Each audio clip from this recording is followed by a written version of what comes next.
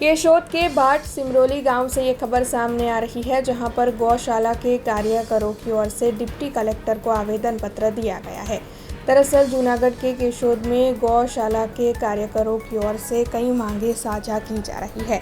गायों के तहत दी जाने वाली गौशालाओं की सहाई में इजाफा करने और साथ ही गायों के चारे के लिए जहां पर ज़मीन पड़तर हो वहां पर बुआई के लिए वितरित करने की मांग करते हुए इन सभी की ओर से जूनागढ़ की कलेक्टर कचहरी पर आवेदन पत्र दिया गया है। गाम भाट सिमरोली केशोद तालुकाનું મારું નામ છે ગોવિંદભાઈ નગાભાઈ રામ। હું ગૌશાળાનો પ્રમુખ છું। અત્યારે અમારો મેન પ્રશ્ન એ છે કે ગૌશાળામાં જે સરકારશ્રી 30 રૂપિયા સહાય આપે ત્યાં અમને 100 રૂપિયા વધારીને કરી દે।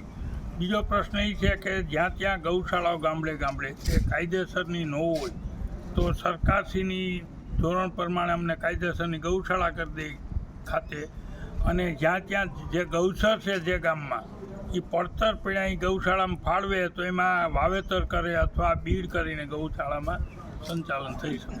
हमसे जुड़े रहने के लिए हमारे YouTube चैनल को सब्सक्राइब करें और नई वीडियो की नोटिफिकेशन के लिए बेल आइकॉन को दबाएं।